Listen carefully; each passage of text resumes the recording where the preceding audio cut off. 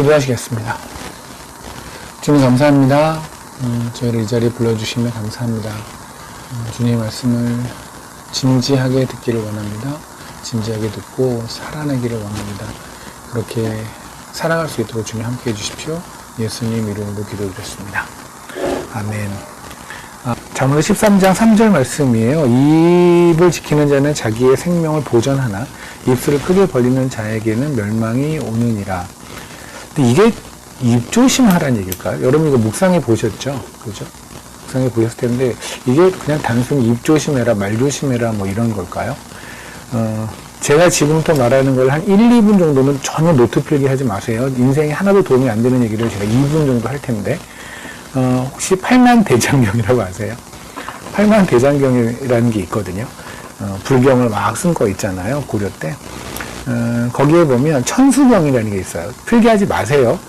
괜히 또 이런 거 막 쓰고 외우고 그러지 마세요. 그러니까 천수경이라는 게 있는데 그러니까 팔만대장경에서 가장 널리 읽히는 그런 불경에 속하는 부분이에요.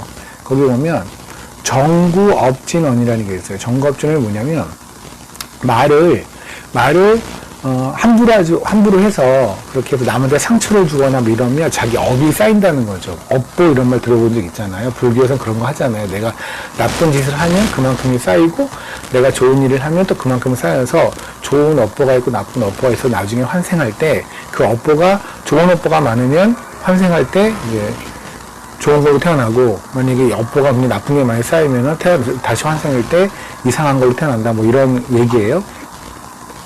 거기 나온 것 중에 정구업진언이라는 게 뭐냐면 말 그대로 말을 조심하라는 얘기예요. 입 조심해라. 함부로 흉보거나 남의 뭐 그런 걸 얘기하거나 불평하거나 그렇게 살지 말라는 얘기죠. 사실 크리스찬들도 입 조심을 해야죠. 그죠? 말 조심해야 되고 남 흉보지 말아야 되고 남 개생해서 계속 남 험담하거나 이런 거 그만둬야 될 것이고 입에도 불평 같은 거 올리지 않고 해야 되죠. 그런데 과연 이 말씀이 잠언에서 13장 3절의 말씀이 과연 그것일까에 대해서는 저는 일단 동의하지 않고요. 아니니까 이렇게 길게 얘기를 했겠죠. 그래서 이 말씀을 사실 제가 묵상을 해보니까 저한테도 굉장히 많은 찔림이 있고 우리 삶 속에서 오늘 하루도 우리는 어찌 보면 입술을 크게 벌려서 멸망하는 길을 갔을 수도 있겠다. 여러분도 그러고 저도 그렇고 그렇게 생각이 들기도 하더라고요. 또 한편 또 하나님의 은혜 안에서 입을 우리가 지켜서 우리가 생명을 보존하는 것처럼 그렇게 입을 지키며 살았을 수도 있겠다.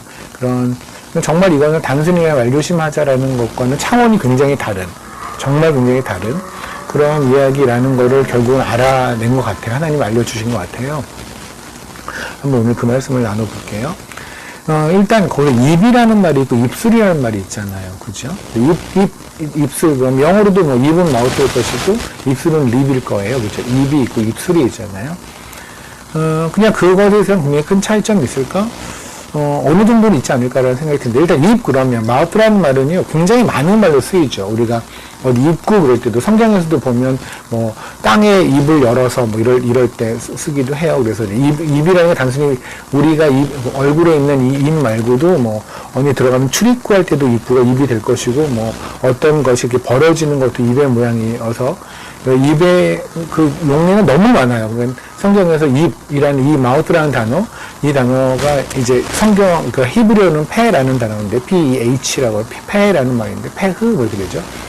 근데 이 단어는 워낙 많이 쓰여요. 그래서 과연 여기서 입이라는 거는 우리는 뭘로 정의를 해야지 이 문장이 해결이 될까라는 게 저는 또 고민이었고 여러분 아마 생각해보면 그럴 수 있잖아요. 워낙 입이라는 뜻이 용례가 많으니까 예를 들면 입으로 하는 게 먹는 것도 있을 것이고 말하는 것도 있을 것이고 소리치는 것도 있고 비명 지르는 것도 있고 기도하는 것도 있고 기타 등등등 그죠?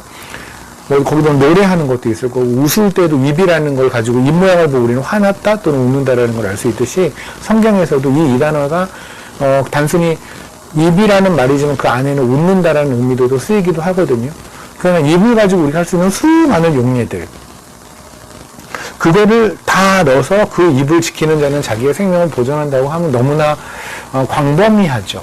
그래서 이거를 이 범위를 좀 줄여야 된다는 생각을 했어요. 그래서 여기서 말하는 입, 다시 말하면 성경에서 말하는 입은 입의 가장 큰 정의, 여러 가지가 있지만 입이 하는 여러 가지 용례들이 있고 그 행동들이 있지만 그 중에서 가장 중요한 건 무엇일까? 라는 거에 대해서 고민을 하다 보니까 하나가 이제 딱 걸리더라고요. 이 단어가, 이제, 어원이 파라는 말이에요. 그러니까 아까 PHE랑의 파흐라는 말이, 페흐라는 말이, 아까 입이라는 단어라고 그랬잖아요. 우리 마우스라는 단어인데, 이 단어의 어원이 파흐라는 말인데, 이 단어가 딱 한 번 쓰여요. 그러니까 이것의 어원에 속하는 말이 성경에 딱 한 번이 쓰이는데, 그 딱 한 번 쓰이는 데가 어디냐면 신명기에 쓰여요. 그러니까 제가 지금 여러분께 말씀드리는 거는 마우스라는 단어가 여러 가지의 뜻으로 해석이 될 수 있는데 그 중에서 성경에서 만약에 그 중에 하나만 더 골라라. 딱 하나만 골라라. 예를 들어 그런 거 있잖아요. 강아지. 그러면 강아지? 그럼 우리가 할 게 있고 귀여운 거, 나한테 즐거움을 주는 거, 기타 등등등. 근데 만약에 하나님이 개를 만들었을 때 개를 만든 목적을 딱 하나만 말해봐라. 라고 말한다면 하나가 정해지겠죠. 저 같은 경우에는 제 생각에는 아마 걔는 그래도 뭐 사람을 보호하거나 집을 지키거나 이런 용도, 그것이 하나님 개를 만드신 이유가 아닐까라는 생각을 하는데, 그런 식으로 어떠한 여러 가지의 쓰임 있는 것 중에 그 중에 딱 하나만 골라라 그러면 대표적인 뭔가 있는 것처럼 입이란 이 마우스라는 단어도 분명히 대표적인 뭔가가 있을 것 같아요. 그 대표적인 뭔가는 이것의 어원인 파워라는 단어가 쓰인 그 용례를 보면 이해가 될 것 같아요. 신명기를 잠깐 보시면요. 설교를 할 때 저를 도와주시는 방법이 뭔지 아십니까? 우리가 소리를 거서 소리 못 듣잖아요. 아멘 이런 소리도 못 듣고 그러니까 고개를 살짝 끄덕거려주면 이해하는구나. 내가 허공에 대고 얘기하지 않는구나 라는 생각이 들어요. 근데 이제 그냥 가만히 이렇게 있으면 정지 화면 같잖아요. 제가 지금 일단 한국에 와서 하는 게 너무 좋은 게 뭐냐면 이게 인터넷이 빠르니까 여러분의 움직임을 볼 수 있거든요. 근데 케냐에서는 거의 정지 화면에서 마네킹을 놓고 제가 설교하는 느낌이라 너무 힘들었는데 이제 나름 기대된 것이 막 움직이는 분들하고 이렇게 아주 호흡하면서 말씀을 전할 수 있겠다라는 기대감이 있었는데 그 기대를 여러분이 지금 저 무너뜨리고 있으세요. 그냥 이렇게 하고 있어서 정지 화면으로 하지 마시고 좀 끄덕이나 모르면 고개를 막 이렇게 한다든가 해서 제가 여러분을 보면서 네, 좀 이렇게 호흡한다는 느낌을 좀 받을 수 있게 도와주시면 감사하겠습니다. 신명기 32장의 말씀입니다. 모세의 노래라고 돼 있죠. 이 모세의 노래는 어떤 게 있냐면 신명기가 이제 사실 그런 게 있는데 신명기에 보면은 뭐 저주받는 이야기하고 복을 받는 이야기가 막 있어요. 예를 들면 신명기 28장에를 보면 순종하여 받는 복이라는 말이 쭉 적혀 있어요. 그죠? 그러다가 20절서부터는 불순종하여 받는 저주라고 돼 있어요. 근데 사실 받는 복보다 훨씬 더 긴 분량을 차지하는 포션을 차지하는 게 저주 부분이에요. 니네가 이거 잘못하면 저주받을 거야. 그런데 이 저주받는 내용이 잘못하면 저주받을 거야 라는 것보다는 너희는 잘못할 거야. 그러니까 잘못하면 저주받을 거야가 아니라 너희는 잘못할 수밖에 없어. 그리고 니네 이렇게 저주를 받을 수밖에 없어. 이런 식으로 좀 어떤 가정의 의미라기보다는 하나님은 이미 우리가 저주를 받을 수밖에 없는 행동을 할 것이다 라고 단정하고 말씀하시는 내용이 신명기 뒤쪽에 이제 적혀 있거든요. 근데 사실 이 하나님의 이 말씀은 가나안에 들어가기 직전이잖아요.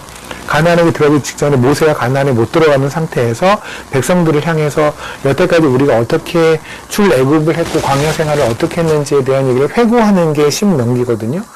그러니까 이제 좀 이따 가나안을 들어갈 건데 가나안에 들어갈 거면 우리 보통 희망 섞인 이야기를 하지 않을까요? 여러분 같은 경우에 애들이 고등학교를 진학해 우리 다 다니엘이 이제 고등학교를 진학하는 것 때문에 가정에서 여러 기도를 하시는데 그러면 고등학교를 진학하든 대학을 진학하든 넥스트 스테이지로 가야 한다고 하면 이제 너 거기서 잘할 거야 파이팅 뭐 이렇게 하는 거지. 넌 가면은 무조건 망할 수밖에 없다. 넌 거기 가면 넌 되게 이상한 삶을 살 거야 라고 말하는 거는 그렇게 말하는 사람도 없죠.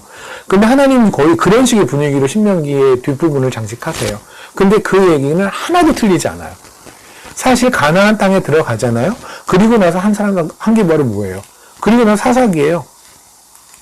왕이 없다. 왕이 없는 거 치고 막 살고 그 다음에 했던 게 뭐예요? 다 맨날 폐역하고 하나님이 동원해가지고 계속 까고 그래도 말 안 듣고 나중엔 결국 바벨론으로 끌려가기도 하고 막 이렇게 하는 거잖아요. 그러니까 하나님의 말씀이 하나도 들리지 않아요. 근데 그거는 뭘까요? 하나님이 그냥 그렇게 예언을 한 걸까요? 니네들은 어차피 그렇게 살 거야. 내가 너를 그렇게 해서 그렇게 나쁜 놈으로 살게 만들 거야. 라는 걸까요? 그게 아니라, 그게 우리의 존재예요. 우리의 존재는 그렇게 하나님이 예상한 바에 따라서 죄를 지을 수밖에 없는 존재예요. 예를 들면, 애기, 이제 깐난 애기, 이제 막 걸음마를 시작하려고 애가 바둥바둥 거리는 애를 딱 세워놓으면 얘는 넘어질 게 100%죠. 그런 것처럼 하나님은 우리가 하나님의 도우심이 없으면 100% 쓰러질 거예요. 100% 넘어지고 100% 죄를 질 거예요. 그게 하나님이 우리에 대해서 평가하시는 바고 그 평가는 옳으세요. 그러면 그랬더니 우리가 어떻게 그러니까 하나님은 100% 옳으신 분이고 우리는 100% 틀린 존재예요. 하나님은 옳으시고 우리는 틀려요. 근데 이런 두 존재가 어떻게 연합이 되죠? 어떻게 한 집안이 되죠? 하나님은 아버지가 되고 이들은 이렇게 이상한 애들은 자녀가 어떻게 될까요? 왜냐하면 그게 바로 예수 그리스도의 공로죠. 그러니까 하나님께서는 너희들의 존재는 이런 존재야. 그런데 그 존재를 내가 결국은 내 걸로 만들어낼 거야. 라는 말씀이세요. 그러니까 사실 신명기의 말씀은 굉장히 절망적인 메시지 같지만 사실은 절망의 메시지가 아니라 희망의 메시지예요. 여러분이 보면 가나안에 들어가기 전에 하나님께서 이제 이러죠. 가나안에 들어가면 너희가 산을 2개를 발견을 한다. 그 산이 뭐냐면 에발산과 그린산이 있을 거야. 근데 에발산과 그린산 중에서 에발산에서는 축복을 선포를 하고 그린산에서는 축복을 선포하고 에발산에서는 저주를 선포하라고 하나님 말씀하세요. 물론 그 일을 하게 된 건 이제 여호수아가 가나안에 들어가서 하게 되지요. 근데 우리가 언뜻 생각하면 축복을 선포하는 산이 있고요. 그리고 저주를 선포하는 산이 있다고 한다면 제단을 짓는다. 예를 들어 우리가 그 제단이라는 걸 만약에 교회로 표현할까요? 어떤 예배를 드리는 곳이라고 한다면 당연히 축복이 선포되는 곳에서 예배를 드리죠. 그래서 교회 이름도 그린산 교회는 있어요. 근데 에발산 교회는 없거든요. 제가 여태까지 아는 바에 따라서 에발산 교회는 없어요. 그러니까 누구도 에발산 교회, 제가 만약에 에발산 교회다. 장호 목사님이 하늘소망 교회라고 안 지으시고 에발산 교회라고 했으면 아마 성도가 목사님과 사모님 2분밖에 없지 않을까. 아니, 저주를 선포한 그런 이름을 왜 지어? 그런데 희한하게 하나님은 에발산하고 그림산 중에서 제단을 에발산에서 하세요. 이상하죠? 왜 제단을 에발산에서 할까요? 다시 말해, 예배의 처소를 에발산에 놔요. 왜냐면, 그 저주받은 곳에 쌓여진 그 제단, 예수 그리스도가 이 에발산을 축복의 통로로 만들거든요. 그러니까 축복을 받을 만한 통로여서 우리가 축복이 된 것이 아니라 우리는 저주의 통로예요. 그런데 주님께서 우리를 위해 죽으심으로 우리가 축복의 통로로 둔갑했단 말입니다. 우리가 변했단 말입니다. 이해되십니까? 그게 하나님께서 에발산에다가 제단을 쌓으라고 하시는 이유예요. 그러니까 모세의 지금 노래는 얘가 좀 길었는데 신명기 32장에는 모세의 노래는 어떤 내용이냐면 하나님은 너무너무 멋져요. 하나님 이런 일 하셨죠. 애굽에서 우리를 건져내서 광야에서 우리를 이렇게 이끌어주고 하셨죠. 라는 얘기가 있는 거와 동시에 뒤쪽으로 가면은 하나님이 모세의 입을 빌어서 너희는 그런 나를 니네들이 까고 버리고 니네는 다른 우상을 숭배해서 니네 나한테 결국은 버림을 받을 거야. 이런 식의 이야기를 해요. 그러니까 모세의 노래에는 굉장히 아름다운 부분과 그리고 굉장히 정말 듣기 힘든 그러한 내용이 공존해 있는 거지요. 그러니까 사실 이 모세의 노래를 가만히 보면 뭐냐면 결국 이런 거죠. 하나님은 아름다우세요. 그런데 우리는 추악해요. 그런데 우리가 하나님이 보시기에 보석 같은 존재로 변하게 된 것은 그게 바로 그리스도의 공로예요. 그러니까 이 모세의 노래를 통해서 우리가 알 수 있는 건 뭐냐면 나는 사랑받기에 태어날 만큼 나는 너무나 사랑받을 존재가 아니라 우리는 그럴 수 없는 존재인데 그런 존재가 되었다라는 그 모든 공로를 예수 그리스도가 다 취하셔야 되는, 그죠? 그것이 정확하게 머릿속에 있는 거. 좀 복음의 가장 기본이 되는 것이 모세의 노래라고 생각이 들거든요.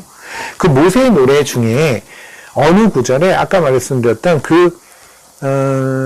패라고 하는 입이라고 했던 그 마우트라는 단어의 어원에 속하는 파라는 단어가 들어있는데 그거는 가다 보서 어느 곳에 있는지 제가 말씀을 드릴게요. 일단 신명기 32장의 모세의 노래를 조금 잠깐 봤으면 좋겠어요. 물론 오늘 할 얘기는 잠언서 13장 3절이지만 하지만 우리가 여태까지 그렇게 했잖아요. 가다 보면 뭐 중간에 좀 다른 말씀이 있으면 그 말씀도 보고 했잖아요. 근데 저는 이것이 여담이라고 생각하진 않아요. 물론 우리가 오늘 나누는 얘기의 어떤 주된 이슈는 분명히 있어요. 잠언서 13장 3절이니까. 하지만 이 얘기를 가기 위해서 거쳐야 되는 길들은 세상이라고 한다면 필요 없죠. 그래서 왜 엘토토에서도 어느 이제 성교지를 가면 저는 이제 보통 차에서 애초에 원래 잘 못 자요. 차에서나 비행기나 이렇게 움직이는 이동수단으로 잘 못 자기 때문에 저는 어쩔 수 없이 눈을 뜨고 있어야 되는데, 근데 보통 이제 같은 지체들을 보면 출발, 나이로비나 미션 하우스에서 출발, 그리고 도착하는데 6시간이 걸린다, 킬리피 10시간이 걸린다 그러면 출발하고 나서 조금은 깨어 있다가 한 8시간을 자요. 계속. 그리고 나서 이제 도착했어? 그러면 깨는 거예요. 저는 좀 아깝거든요.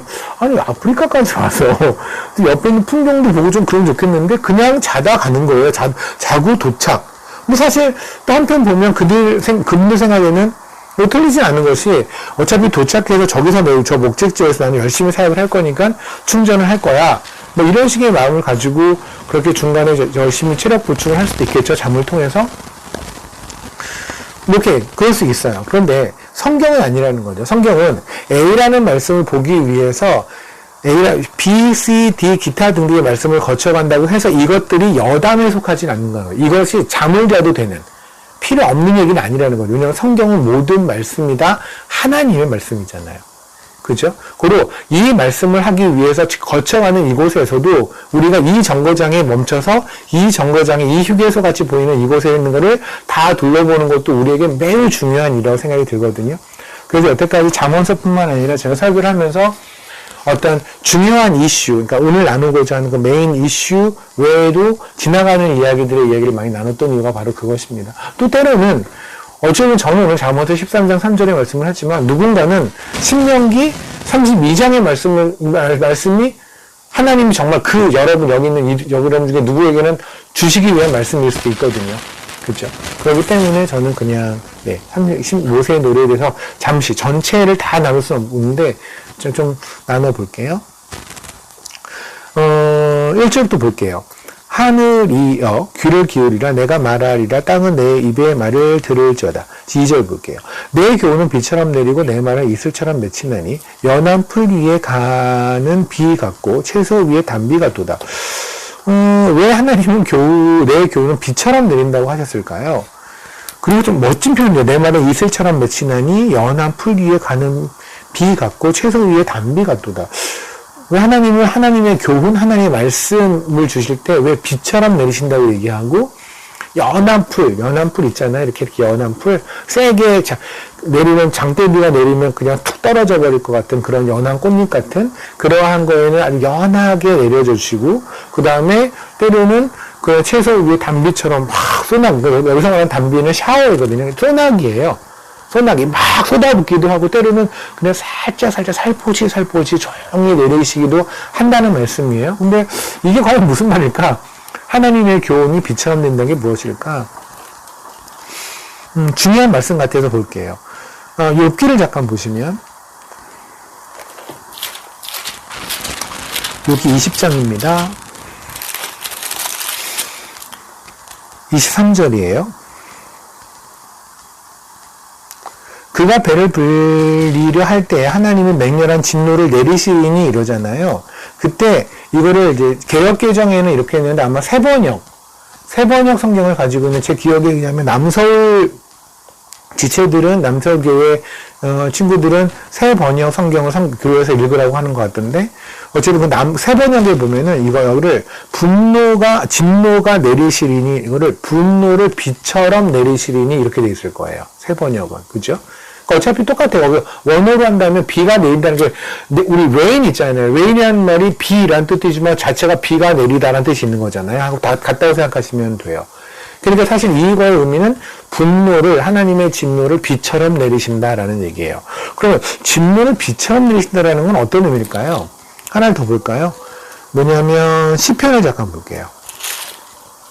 저는 지금 신명기 32장 2절에서 교훈을 비처럼 내리신다는 말이 무슨 말일까라는 거를 말씀드리려고 하는 거예요. 신명기 78편을 보면 시편이 그럽니다. 시편 78편을 보면 24절입니다. 그들에게 만나를 비같이 내리셨다라고 됐어요. 아까 그러니까 하나님이 너무너무 진노하셨을 때 진노를 비처럼 내린다고 하셨고 또 하나님께서 그 광야에 나온 백성들에게 그들에게 양식을 일용할 양식을 주실 때 만나를 비처럼 주셨다라고 한 걸 보면 그것의 내용은 많다라는 의미로 우리가 이해할 것 같아요. 그렇죠? 그러니까 비라는 의미는 일단 많다. 그죠? 많다. 그리고 또 하나는 비가 내렸을 때 비가 내리지 않는 구석은 없죠. 물론 우리가 생각할 때는 뭐 지붕이 있고 그러면 그 밑에는 안 내리지만 저 광야를 생각해 본다면 광야에 무슨 지붕이 있겠어요. 그냥 광야에 비가 내리면 비가 미치지 않는 곳은 없는 거죠. 그러니까 만나가 내린다라는 것은 어느 쪽에 내려서 누구는 배부르고 누구는 어느 쪽은 내리지 않아서 그들은 배고픈 것이 아니라 어디에나 비처럼 내리신다는 의미일 거예요. 그럼 진노가 비처럼 내리신 것도 마찬가지죠. 진노가 누구에겐 내리나 누구에겐 안 내리는 것이 아니라 진노는 동일하게 내리는 거예요. 이게 무슨 말씀이냐면 진노는 동일하게 내리는데 우리는 진노를 피하게 됐죠. 영원한 진노를 피했으니까 우리가 영생으로 간 게 아닙니까? 맞잖아요. 우리가 영원한 진노를 피하지 못해서 우리 영원한 진노로 가야겠죠. 영볼로 가겠죠. 그러니까 우리가 아까도 말씀드린 것과 똑같아요. 우리가 너무너무 잘 살아서 불교에서 말하는 것처럼 좋은 업을 막 쌓아서 우리가 받아야 될 진노를 피한 것이 아니라 원래는 진노를 다 받아야 돼. 비처럼 다 받아야 돼. 똑같이.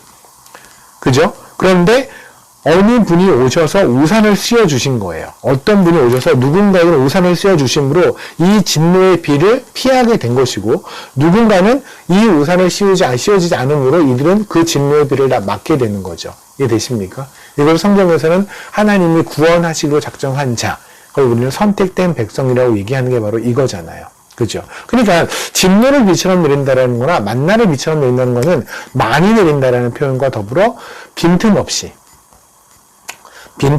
내린다라는 의미일 거예요. 그죠? 오케이. 그래서 비의 의미는 일단 그런 것 같은데, 또 하나를 더 볼까요? 호세아서를 잠깐 볼게요.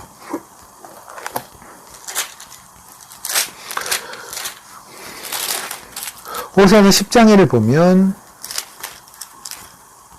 12절입니다. 너희가 자기를 위하여 공의를 심고 인애를 거두라. 너희 묵은 땅을 기경하라. 지금이 곧 여호와를 찾을 때니 마침내 여호와께서 오사 공의를 비처럼 너희에게 내리시리라. 공의를 비처럼 내리신다고 했죠. 아까 그 말씀이죠. 진노를 내리시는데 진노를 빈틈없이 내리는데 그 중에 하나님이 선택하시고 하나님이 구원하시고 작정하신 백성들한테는 공의의 우산이 씌워주는 거예요. 맞죠? 이해되십니까? 그러니까 공의의 우산이 씌워지는 것을 또 다른 표현을 하면 공의를 비처럼 내리신다는 거죠. 이해되십니까? 오케이. 그러면 이 얘기는 뭘까요? 이 얘기는 또 이렇게 될 거예요. 저는 이 얘기를 보면서 이게 무슨 말일까? 공의를 비처럼 내린다는 게 이게 무슨 말일까가 저는 굉장히 고민스러웠는데 이것이 이해가 된 게 이건 것 같아요. 하나님이 우리 저번에 하나님의 공의에 대해서 말씀을 나눴잖아요. 그죠? 하나님의 공의가 공의되어지신 거는 하나님의 진노, 심판이라는 뜻을 가진 정의. 그 심판을 예수 그리스도가 다 받으심으로 우리가 하나님의 공의 안에 들어갔다라는 말씀을 나눴어요. 그래서 예수 그리스도가 심판을 받았다는 부분이 빠진 상태에서 공의만을 내서 얘기할 수는 없다라고 말씀을 드렸잖아요. 오케이. 그러면 하나님의 공의가 우리에게 비처럼 임했어요. 임했을 때 이때의 비는 어떤 의미일 거냐면 우리 중에서 하나님의 공의를 저에게 내려주십시오. 하나님의 진노를 저에게 피해 주십시오. 하나님 저를 영생으로 이끌어 주십시오라고 기도해 본 적 있나요? 없죠. 그냥 어느 날 느닷없이 우리 인생에 하나님이 훅 들어오신 거잖아요. 맞죠? 어느 순간에 우리에게 믿음이 주어져서 하나님이 어떤 분이신지 예수 그리스도가 우리를 위해서 무슨 일을 하셨는지에 대해서 우리가 아멘으로 화답하게 된 거잖아요. 맞죠? 맞죠? 다시 말하면 공의가 비처럼 내린다는 건 뭐냐면 비의 특징은 어떤 게 있냐면 저항할 수 없다는 거예요. 그러니까 여기는 우리 도시에 사는 사람들은 저 이해를 못할 수도 있어요. 도시에 살다 보면 뭐 그렇잖아요. 그냥 비가 오면 천막이 갈 수도 있고 건물 안에 들어갈 수도 있고 뭐 여러 가지 그죠? 근데 예를 들어서 엔터펜을 여기서 케냐에 오셨던 분들 중에 엔터펜 갔다 오신 분들이 있는데 엔터펜에 들어가면 제일 긴장되는 순간이 뭐냐면 떠나기 전날이에요. 그러니까 만약에 엊그저께 지난주에도 마마하고 여러 그 지체들이 선교사님들이 갔다 오셨는데 엔터페이에 들어갔을 때 그 동안 인원 괜찮아요. 근데 이제 내일 내려가기로 결정했어요. 그런데 오늘 밤에 긴장되는 건 비 오는 거예요. 엔터페인에 만약에 비가 어마무시하게 오면 못 내려갈 수 있거든요. 차가 완전히 스탑되어서 못 내려갈 수도 있어요. 그 길이 워낙 험하니까. 그죠? 그러니까 그 비가 내리면 우리는 저항할 수가 없는 거니까 그때는 진짜 하나님에게 하나님 비는 아니지 않습니까? 라고 그냥 조용히 바라보는 수밖에 없어요. 비라는 거는 우리가 저항한다고 되는 문제가 아니라는 거죠. 마치 우리가 예수를 만난 것이 우리의 선택사항이 아니었던 것처럼 우리가 저항하지 못하고 우리가 아무런 것도 하지 못하고 우리 인생에 예수 그리스도가 들어오신 것처럼.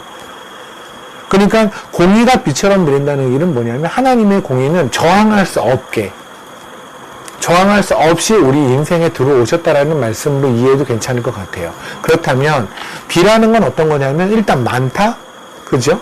많다, 그리고 빈틈없이 내리신다, 그리고 저항할 수 없게 내린다 라는 의미를 우리가 이해하면 좋지 않을까. 물론 그 외에도 여러분들 더 많은 묵상, 비를 통해서 하실 수 있는 묵상도 많이 있으리라 생각이 들지만 일단 저 짧은 소견에는 그렇다는 겁니다. 그렇다면 그것을 한번 적용해 볼까요? 그럼 어떻게 해요? 교훈은, 여기서 말하는 교훈은 당연히 하나님의 말씀이죠. 그죠? 하나님의 말씀은 우리 삶에 어떻게 들어오냐면 비처럼 내리는 거예요. 언제나 하나님의 말씀을 많이 주시고요. 부족하지 않게 하나님의 말씀을 주시고요. 그리고 우리 삶에 빈틈없이 우리 삶의 영역에서 하나님의 말씀이 오시는 경우도 있고 없는 경우도 있는 것이 아니라 우리 삶의 모든 영역에 빈틈없이 하나님의 말씀은 내려오시고 적용이 돼야 되는 것이고, 그죠? 그리고 그 하나님의 말씀은 우리가 저항할 수 없도록 우리 삶에 들어와서 우리 삶을 이끌어 가신다는 말씀이 아닐까 싶어요. 그죠? 그러고 보면 그 말씀이 너무 맞아요. 그죠? 우리는 그러잖아요. 교회에 가면 뭔가 하나님의 말씀이 좀 살아있는 것 같은데, 내지는 어떤, 제가 만약에 뭐 마사라님을 간다, 이런 식의 어떤 선교 사역, 하나님 교회에서 어떤 사역을 한다. 이럴 때는 하나님의 말씀이 굉장히 생생하게 하나님의 말씀이 이루어지는 것 같고, 또 때로는 하나님이 이렇게 하라고 하시는 것 같아라는 게 보이는데, 제가 다이소에 들어갔을 때는 물건을 고를 때, 여러분 쇼핑을 할 때, 화장실에 있을 때, 밥을 할 때, 이럴 때는 하나님의 말씀과 상관이 없어 보인다는 거죠. 이해됐습니까? 그죠? 우리 보통 일상생활에서 하나님의 말씀이, 때로는 하나님의 말씀이 적용되는 영역이 있는 것 같은, 적용되기도 하고 필요한 영역이 있기도 한데, 어느 경우에는 하나님의 말씀은 전혀 상관이 없는 영역이 있어 보인다는 거죠. 그런데 하나님의 말씀은 뭐냐면, 하나님의 교훈은 비처럼 내린다는 거예요. 그러니까 하나님의 교훈이 우리 삶에 적용되지 않는, 하나님의 말씀이 우리 삶에 적용되지 않는 영역은 없다는 말씀이죠. 이해되십니까? 하다못해 화장실에 있을 때에도, 하다못해 쇼핑을 할 때에도, 하다못해 인터넷을 할 때에도, 하다못해 친구를 만나고 있을 때도 하나님의 말씀, 성경에서 지시하는 바에 크리스천이 살아가는 바는 그때에도 적용이 돼야 된다는 거예요. 그죠? 그게 하나님이 지금 교훈을 비처럼 내신다는 얘기가 아닐까 싶고요. 그리고 또 하나는 아까 말씀드린 것처럼 하나님의 교훈은 우리 그러잖아요. 말씀이 부족하다라는 말을 해요. 그죠? 물론 뭐 교회에서 일주일에 한 번 예배를 드리는 걸 통해서 말씀을 듣는 것이 부족해, 이런 식의 표현이 있을 건데, 근데 아주 솔직히 말하면 말씀이 어떻게 부족할 수는 없죠. 하나님은 성경을 통해서 말씀하시는데 우리가 최소한 한글 아는 한, 나는 한글을 모르더라도 옆에 한글 읽는 사람한테 읽어달라고만 해도 우리에게 말씀이 부족할 리는 없어요. 우리가 게을른 거죠.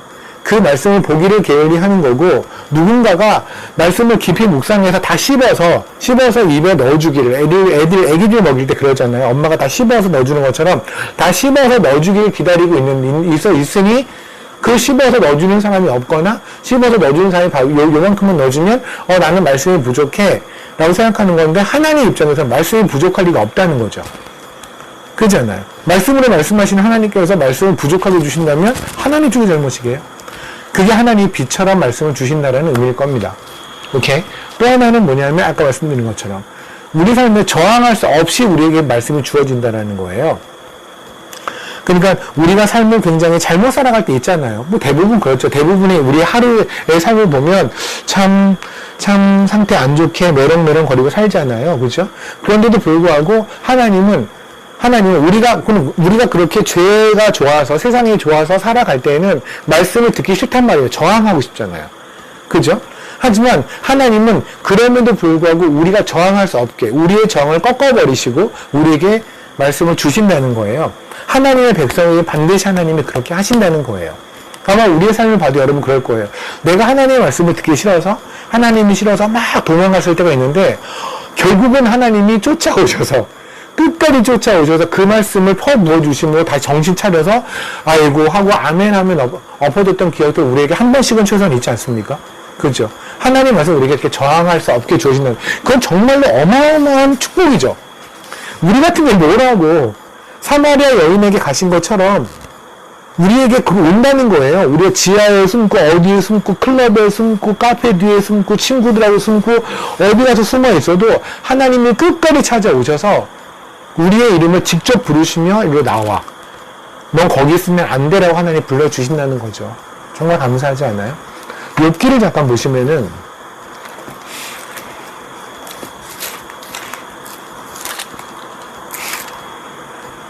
욥기 27장입니다. 2절을 볼게요. 제가 한줄 묵상에 한동안 아마 이 말씀을 가지고 묵상을 하게 될 텐데, 나의 정당함을 물리치신 하나님, 나의 영혼을 괴롭게 하신 전능자의 사심을 두고 맹세하노니. 이게 지금 욥이 하나님한테 삐진 상태거든요. 하나님한테 무지하게 삐졌어요, 지금 욥이. 그래서 뭐라고 말을 하는 거냐면 이렇게 말을 해요. 하나님, 그러니까 제가 틀렸다는 거잖아요. 제가 여태까지 하나님 위해서 살았던 모든 삶을 다 부인하시는 거잖아요. 그리고 저를 이렇게 괴롭히시는 거잖아요. 오케이.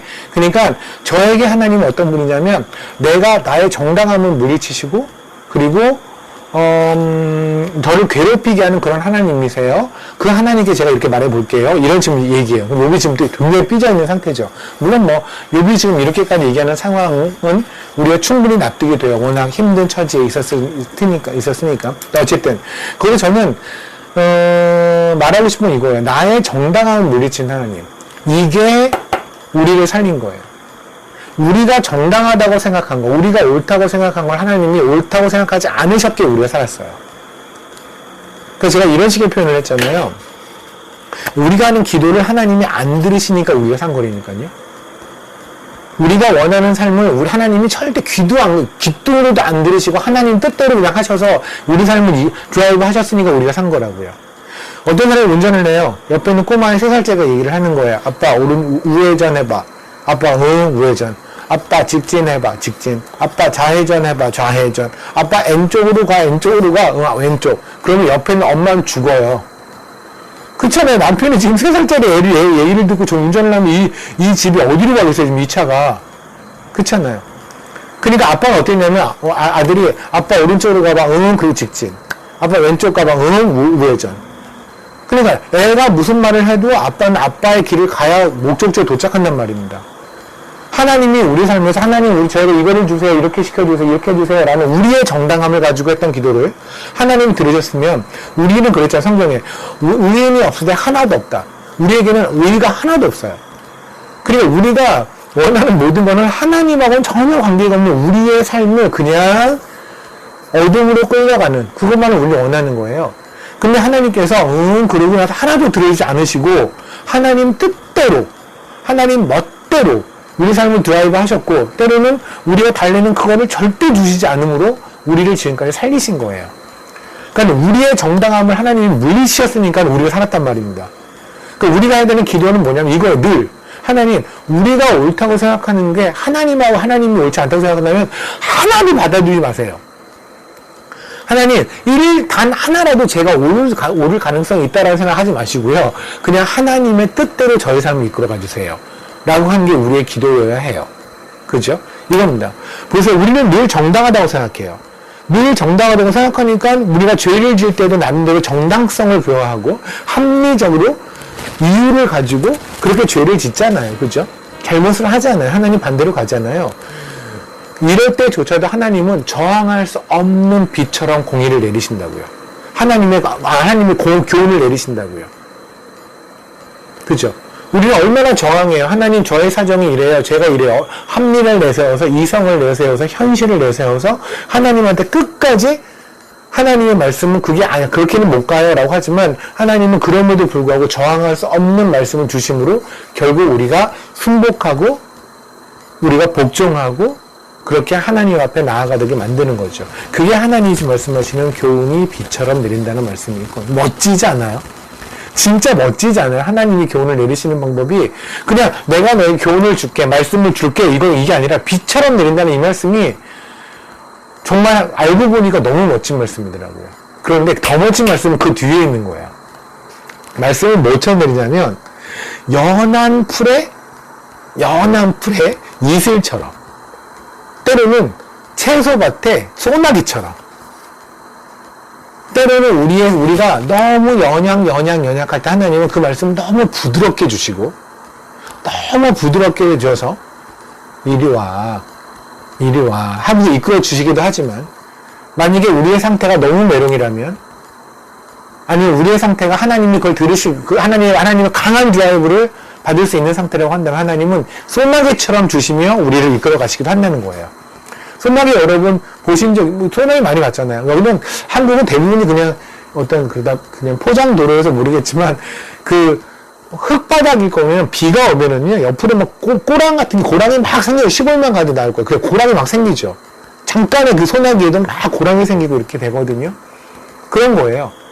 그러니까 우리의 삶은 하나님께서 때로는 그렇게 막 비가 소나기가 와서 고랑에 막 빗물이 막 쏟아지는 것처럼 이끌어 가시기도 하고, 때로는 연한 풀에 이슬이 내리는 것처럼 그렇게 말씀 부드럽게 주셔서 우리의 삶을 또 이끌어 가시기도 하고, 왜냐면 우리보다 더 잘 아시는 분이 하나님이잖아요.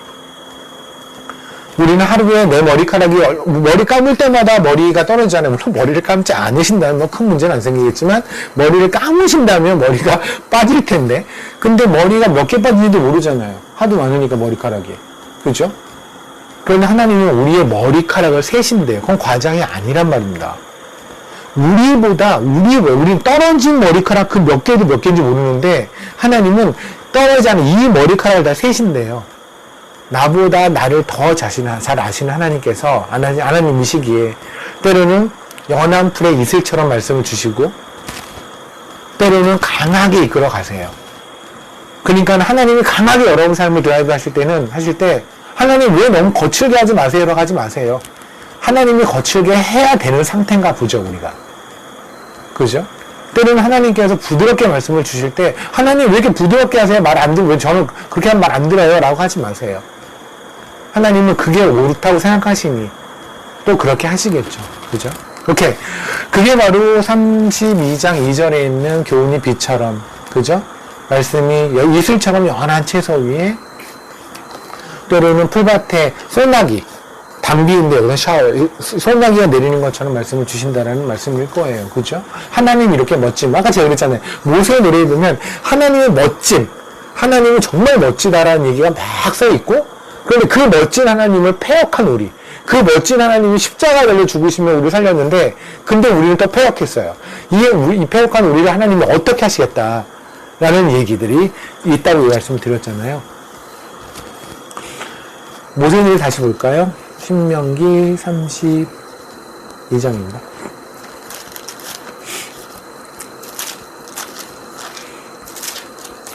거기 보면은 이제 그 말씀을 하시고 나서 6절에 보면 이러죠. 어리석고 지혜 없는 백성아, 여호와께 이같이 보답하느냐. 그는 내 아버지시여 너를 지으신 이가 아니시냐. 그가 너를 만드시고 너를 세우셨도다. 하나님 우리를 이렇게 하셨다는 얘기를 계속 하시죠. 하나님이 어떤 분이냐면 그 9절, 여호와의 본깃은 자기의 백성이라 야곱은 그가 택하신 기업이로다. 우리 한 명 한 명이 하나님의 기업이래요. 제가 엊그저께 올렸던 한 줄 묵상에 그랬잖아요. 하나님 우리를 보면서 우리 그러잖아요. 사랑하는 사람들이, 네가 세상이야. 네가 세상이야. 하나님 우리 보고 세상이래요. 말이 안 되잖아요. 우리 같은 게 세상이에요. 근데 하나님 우리를 네가 바로 나에겐 세상이야 라고 말씀하시는, 그게 바로 이 말씀이에요. 여호와의 분깃은 자기 백성이라. 근데 자기 백성 그러면 너무나 불특정 다수 같죠. 예를 들면 대통령이 나와서 담화를 하는데 저는 국민 여러분을 사랑합니다. 그러면 국민들이 별로 감흥이 없잖아요. 그냥 국민이니까 저 국민, 그죠? 저 많은 국민 중에 하나니까 뭐 나는 아니겠지 이렇게 생각하니까. 근데 만약 대통령이 방송에 나와서 콕 집어서 김혜진 집사, 내가 너를 사랑해, 내가 너의 삶을 챙겨 라고 대통령이 말한다면 이거는 이게 무슨 일이죠? 그래서 지금 하나님 말씀하신 거예요. 모든 백성은, 하나님을 선택한 모든 백성은 나의 분기시야. 네가 나의 세상이야. 근데 이게 별로 감흥이 없을 거예요, 우리가. 그러든가 말든가. 대국민 다 망가보지 뭐. 근데 그거 콕 집어서 야곱. 왜 야곱일까요? 무지하게 말 안 듣네. 누가 무지하게 말 안 들어요?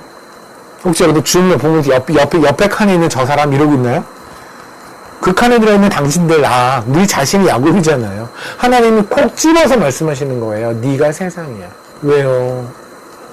왜 나 같은 게 세상이에요? 그걸 몰라요. 그걸 몰라서 은혜라고 하는 거예요. 그걸 이해할 수 없으니 은혜예요. 제발 부탁이에요. 하나님의 은혜를 이해해서 알려고 하지 마세요. 하나님을 이해해서 알려고 하지 마세요. 처음부터 우리는 하나님을 알 때 은혜로 알았고 믿음을 알았잖아요.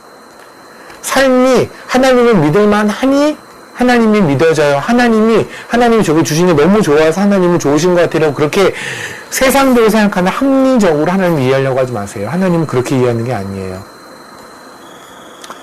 하나님 그러십니다. 이렇게 좋으신 하나님이세요. 그런데 이런 하나님한테 우리가 무슨 짓을 했는지 아세요? 15절. 그런데 여수르는 이제 하나님이 선택한 백성, 여러 가지 의미가 있는데, 여수르니 기름짐에 발로 찼도다. 네가 살찌고 비대하게 은택하며 자기를 지으신 하나님 버리고 살만한 거죠. 은혜 까먹은 거죠. 죽었던 걸 살려놨더니 이제 살만하니까 하나님을 깠다고요. 발로 차버렸다고요. 그리워서 뭐를 했냐면 업신여겼어요. 자기를 구원하신 반석을 업신여겼더라. 그리고 다른 신으로 그의 질투를 일으키며 가증한 것으로 그의 진노를 격발할도다. 그들은 하나님에게 제사하지 않고 귀신에게 제사했어요. 세상에게 제사했어요. 세상에게 예배했어요. 시컨 살려놨더니 세상 살려놓고 세상으로 가라. 거기서 하나님을 선포하라 라고 해서 세상을 보냈더니 이것들이 세상에 가서 예배하고 있는 거예요. 돈을 예배하고 있고 명예를 예배하고 있고 스펙을 예배하고 있는 거예요. 근데 이게 이스라엘의 광야에 있던 백성들의 이야기나 가나안에 들어갔던 이스라엘 백성들만의 이야기가 아니라 오늘의 우리의 이야기인 것이 참 가슴이 아프죠. 그죠? 그래서 하나님은 이렇게 말씀하세요. 22절. 그러므로 내 분노에 불이 일어나서 수월의 깊은 곳까지 불사르며 땅과 그 소산을 삼키며 산들의 터도 불타게 하는도다. 와우. 하나님 진노하셨다는 거예요. 이때 26절에 이렇게 말씀하세요. 내가 그들을 흩어서 사람들 사이에서 그들에 대한 기억을 끊어지게 하리라 하였으나. 그죠? 이때 흩어서라는 말 있잖아. 이게 이제 영어로 보면 cut them into pieces인데, 그러니까 어떤 거를 잘게 썰어버렸다 이런 거예요. 쪼갰다, 부셨다, 다 잘라버렸다 이런 거예요. 그죠? 이게 아까 말씀드렸던 입이라는 단어의 어원이에요. 제가 입이라는 단어의 어원이 성경에 딱 한 번 쓰였다고 했잖아요. 파워라는 단어가. 그게 이거예요. 흩었다라는 표현이 쪼개버렸다는 뜻이에요. 그들을 쪼개버렸다. 근데 그들을 흩어서 사람들 사이에서 그들에 대한 기억이 끊어지게 하리라 하였으나 라고 하셨잖아요. 이때 다 잘라버렸다. 이 잘라버린 일을 당하신 분이 예수 그리스도세요. 여러분 정말 기억하세요. 성경에 보면 하나님께서 내가 이런 진노를 해서 이런 벌을 내릴 거야, 이런 재앙을 내릴 거야 라고 하시잖아요. 많죠. 근데 실질적으로 그런 재앙을 안 내리세요. 불로 심판하고 뭐 할 거야 그러시는데 뭔가 뻥카 같아요. 우리 그러잖아요. 왜 되게 화가 나면, 무지하게 화가 나면 과장해서 그러잖아요. 이제 사람들, 한국 사람들은 죽인다는 표현 잘하죠. 너 죽어? 이런 표현 하잖아요. 사실 모르겠어요. 제가 영어를 아주 잘하는 사람은 아니지만 미국 편에서도 그런 건 있긴, 그냥 멋져. 그럴 때 이렇게 죽는다는 표현도 하긴 하겠지만 한국 사람만큼 죽는다는 표현을 많이 하는 것 같지 않아요. 한국은 그냥 너무 맛있어도 죽어요. 그죠? 와, 이거 죽는다, 죽어. 그러니까 맛있어도 죽고, 맛없어도 죽고, 재수 없어도 죽고, 재수 있어도 죽고, 그냥 굉장히 죽음이 흔한 사회예요. 그죠? 근데 우리가 이렇게 과장하듯이 하나님이 그렇게 과장하시는 걸까요? 아니에요. 하나님은 과장이 없어요. 정말 기억하세요. 아니에요. 그게 아니라 하나님이 말씀하신 모든 진노는 일어났어요. 이상하다? 내가 하나님, 성경에서 나쁜 놈들 다 보면 나예요. 맞죠? 성경에 나쁜 짓 하는 놈들 보면 다 나잖아요. 세상을 예배했고, 귀신을 예배했고, 하나님을 발로 찼고, 다 내 얘기 아닙니까? 여러분 얘기 아닙니까? 그러면 우리를 하나님이 이렇게 다 그냥 잘게 썰어서 흩어버리고 막 이렇게 하셔야 되는데? 근데 그런 일 안 일어났잖아요. 왜냐하면 그 일을 누군가가 담당하셨거든요. 하나님의 진노는 일어난 거예요. 하나님의 재앙은 이미 일어난 거예요. 다만 그것이 예수 그리스도가 담당하셨던 거예요. 그래서 우리가 산 거예요. 그러니까 하나님이 역정을 내시는, 진노하시는 그 장면마다 그 모든 진노가 임했던 십자가를 한번 생각해 본다면 아마 우리가 오늘 가지고 있는 어떤 불만, 불평, 기타 등등이 0.1초 만에 사라지지 않을까요? 우리가 받은 은혜가 무엇인지를 생각한다면. 그죠? 오케이. 여기서 제가 그러면 이제 다시 돌아갑시다. 우리 자문서로. 말씀드렸지만 지금 나눴던 신명기 32장의 말씀을 가지고도 하나님께서 분명 이 말씀을 누군가에게는 이 말씀을 통해서 하시고 싶었던 얘기가 있을 수 있을 것 같아요. 아까 말했던 연한 풀에 내린 이슬처럼 하나님이 하신 얘기나 소나기처럼 여러분의 삶을 드라이브하기 위해서 하신 메시지가 있을 수도 있을 것 같아요. 어쨌든 거기서 흩트다, 쪼개버리다. 그렇죠? cut them into pieces 할 때 쪼개버리다라는 단어가 아까 입이라는 단어의 어원이라고 한다면 그럼 입이라는 단어가 마우트가 여러 가지 일을 하는데 그 중에 가장 대표적인 건 뭐냐면 쪼개는 거죠. 그죠? 쪼개는 거. 그럼 뭐예요? 이 음식물을 넣고 쪼개는 걸 왜 쪼개요? 먹으려고. 아하, 입의 가장 기본적인 마우트가 하는 가장 기본적인 거는 먹는다구나. 그죠? 이해되십니까? 그러니까 제가 말씀드린 마우트라는 건 여러 가지 일을 해요. 말도 하고, 웃기도 하고, 소리도 지르고, 여러 가지 하는데, 그 중에서 한 가지만 꼽아라라고 한다면 그 어원을 쫓아갔더니 먹는다. 뭔가를 쪼개서 먹는다라는 쪽으로 가면 되겠구나. 오케이. 그러면, 잠언서 14장 3절을 다시 보시면, 입을 지키는 자는 자기의 생명을 보존한다라는 말씀에서, 그러면 입을 지킨다. 그래서 여기서 말하는 입은 뭐예요? 먹는 입을 말하는 거잖아요. 그죠? 그럼 먹는 걸 지키는 거죠? 먹는 거. 뭐를 먹는 걸까요? 잠언서에서 뭐냐면 모든 사람은 두 부류에 무조건 하나님이 선택한 백성 아니면 아닌 백성 아니면 하나님이 선택한 백성들 중에서 선택하지 않은 백성처럼 살아가는 것들. 그죠? 그러니까 교회 안에는 들어와서 하나님 다 구원하셨는데 살아가는 걸 보면 구원받지 않은 것처럼 살아가는 것들. 저 같은 것들. 결국은 그 두 부류잖아요. 그죠? 그죠? 의인, 그리고 악인. 그럼 지혜가 있는 자, 지혜가 없는 자, 슬기로운 자, 아니면 미련한 자. 이게 하나님이 늘 비교를 하시는 거잖아요. 맞죠? 그러니까 결국은 입을 지키는 자라서 입이라는 건 불특정 다수 아무나의 입이 아니라 그리스도인의 입일 거예요. 그죠? 그러면 그리스도인의 입, 이 입이 하는 게 뭐냐면 먹는 거래요. 그럼 우리는 뭘 먹어야 돼요? 하나님은 늘 뭐라고 했어요? 우리에게 있어서 먹어야 되는 양식은 뭐라고 말씀하셨어요? 하나님의 말씀. 그죠? 예수 그리스도의 살을 먹으라고 말씀하셨잖아요. 그래 결국은 이 입은 뭐냐면 하나님의 말씀을 먹는 입이에요. 맞죠?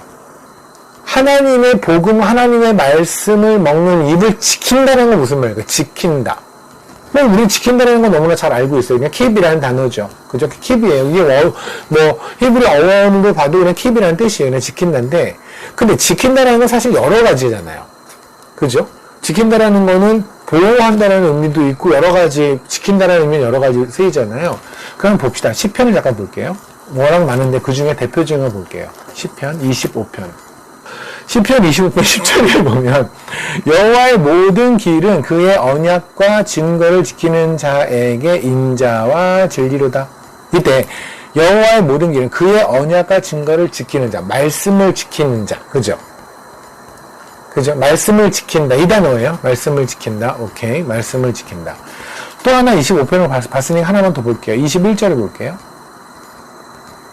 내가 주를 바라오니 성실과 정직으로 나를 보호하소서. 우리가 킵이라는 건 지킨다라는 건 나를 지켜줘 라는 거는 우리가 법을 지킨다 내지는 룰을 지킨다라는 것도 지키는 거지만 나를 지킨다도 지키는 거잖아요. 그죠? 똑같이 영어로 킵을 쓰잖아요. 근데 그때의 킵은 보호하다의 의미겠죠.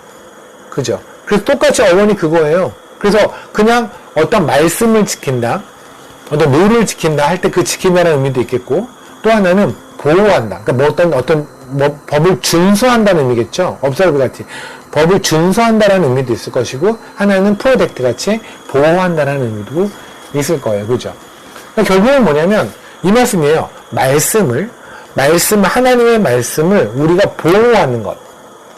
하나님의 말씀을 따라 살고, 그리고 하나님의 말씀을 수호하고, 하나님의 말씀을 보호하는 것. 그게 지금 입을 지키는 자라일 거라고. 이해되십니까?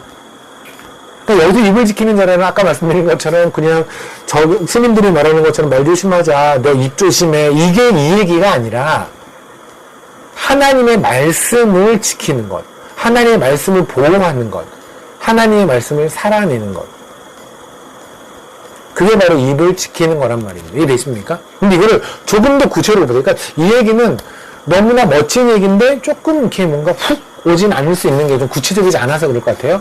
좀 더 구체적으로 보면은 여기서 말하는 이 지키다라는 단어가 명사형으로 쓰인 경우가 있어요. 이 지키다라는 말이 이 명사형으로 쓰이는 게 그 유명한 이 말이에요. 예레미야서 31장을 보면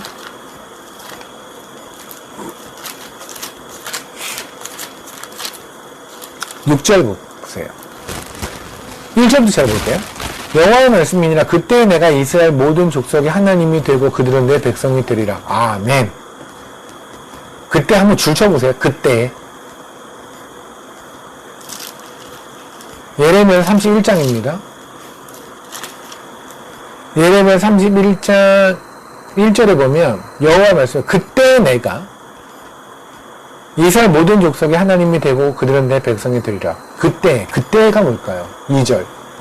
여호와께서 이같이 말씀하시니라. 칼에서 벗어나 백성이 광야에서 은혜를 입었나니 곧 내가 이스라엘로 안식을 얻게 할 때에라. 그렇죠? 그러니까 하나님의 백성 보세요. 하나님의 백성은 굉장히 베이시컬리 하나님 우리를 창조하기 전부터 우리는 하나님이 지명하여 부르셨어요. 그죠?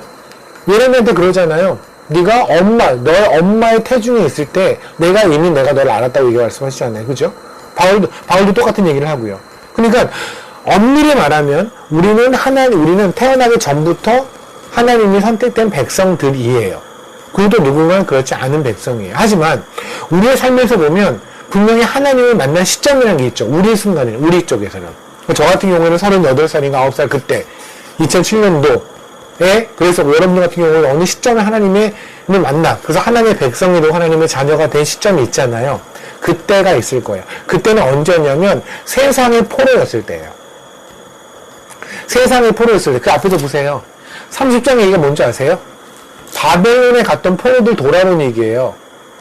포로가 됐다가 그 포로들이 돌아올 때 그때 세상의 포로였다가 이제 하나님이 빼서 데려온 그때 세상의 종이었다가 하나님의 종이 되는 그때에 세상의 자녀였다가 하나님의 자녀가 되는 그때에 내가 너의 하나님이 되어주겠다고요.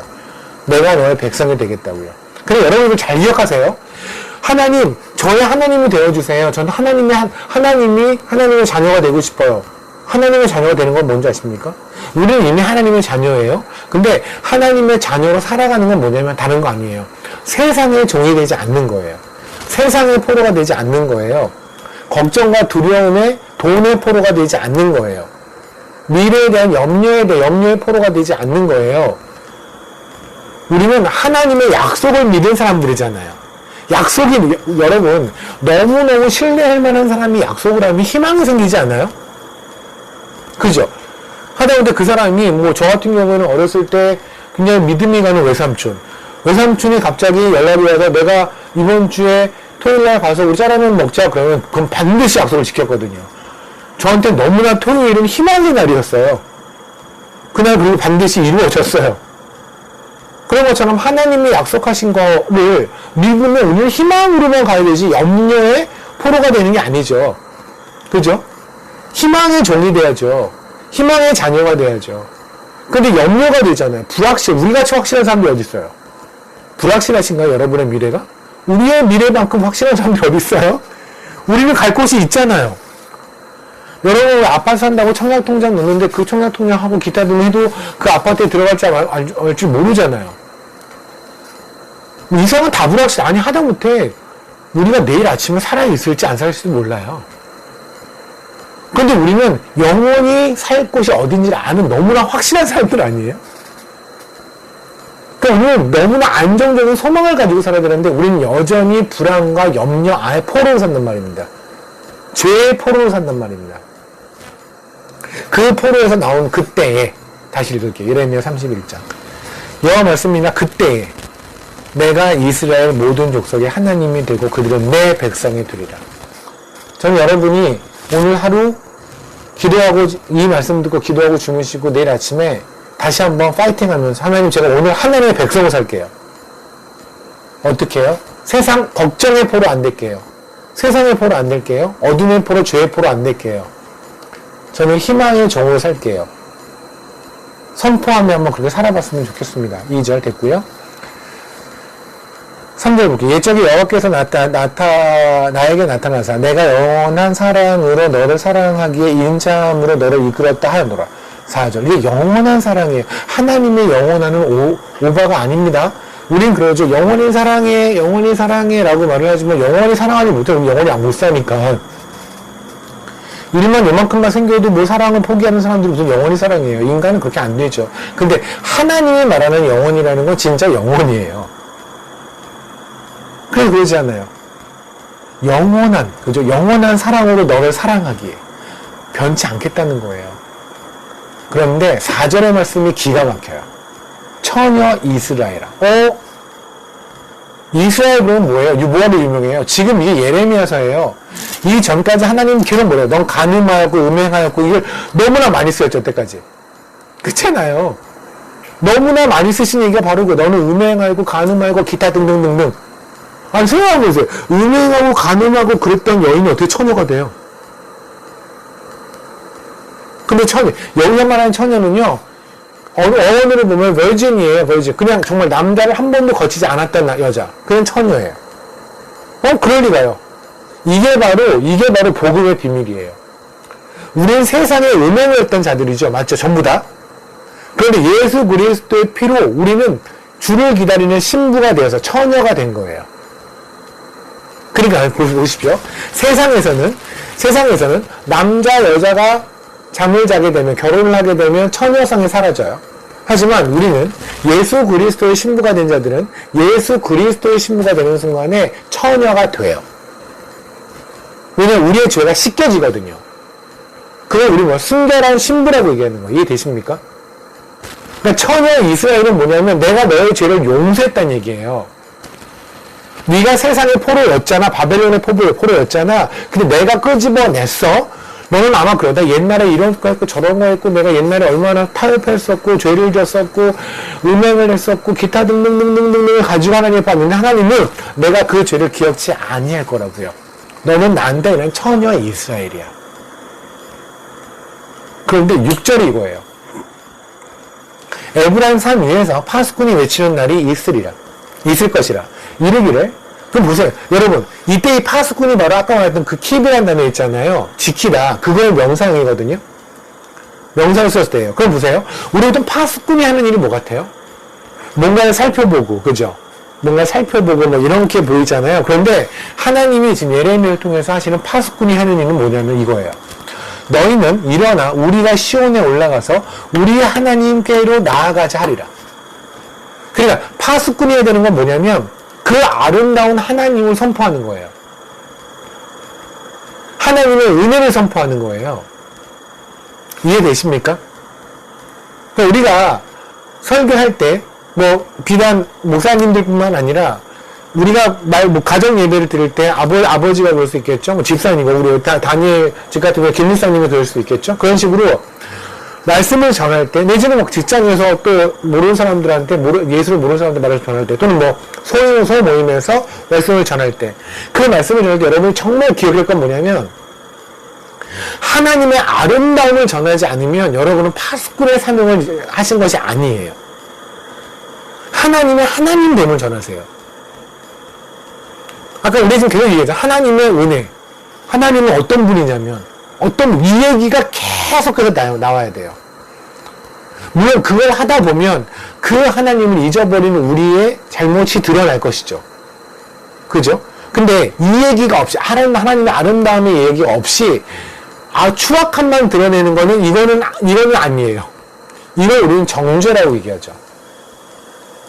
그러니까, 말씀을 통해서 말씀을 살려야 돼요. 복음이라는 건 사람을 살리는 거거든요. 예를 들어 니네가 왜 이렇게 잘못했어 해서 끝날 것이 아니라 하나님의 아름다움을 충분히 말을 하면 하나님 우리가 얼마나 우리를 사랑하셨는지 이 음행했던 것들을 처녀 이스라엘로 불러주는 그 하나님을 우리가 전하면 그러면 그냥 누구든지 엎드리게 돼요. 특별하게 네가 그렇게 못 살았잖아. 너는 왜 그렇게 했어? 라고 말하지 않아도 넌 이렇게 죄를 졌고 넌 이렇게 했잖아 라고 말하지 않아도 그냥 엎드려요. 저희 예전에 어렸을 때 큰형이 형제들이 철없이 굴고 막 이럴 때 했던 얘기가 있어요. 야, 아빠 엄마가 어떻게 돈 버는 줄 알아? 아빠 엄마 우리 먹여 살리려고. 그때 형이 초등학교 6학년 때예요. 저도 기억해. 제가 그때 초등학교 3학년 때였고 작은 형이 초등학교 4학년 때였어요. 말썽 부리고 있는데 초등학교 6학년이 뭘 안다고. 그러니까 전라도 사투리 수학했나 봐요. 약간 좀 철이 좀 일찍 들었나 봐요. 얘기를 하더라고요. 엄마 아빠가 얼마나 고생하면서 돈을 버는데 니네 이렇게 공부도 안 하고 이래. 근데 엄마 아빠가 고생했다는 얘기 하나만 딱 했는데 정신이 바짝 차려지는 거예요.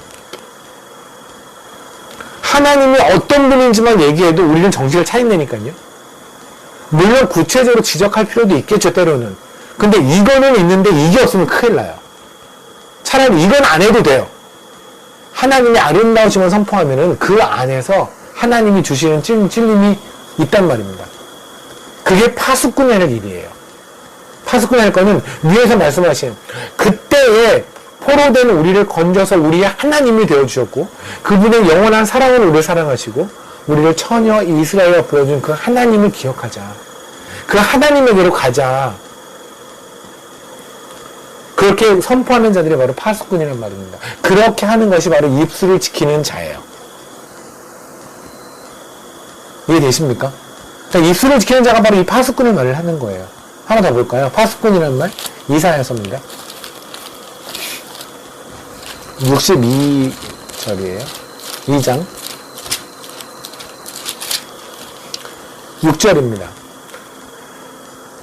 예루살렘이여 내가 너의 성벽 위에 파수꾼을 세우고 이리와 그들로 하여금 주야로 계속 잠잠하지 않게 하였느니라.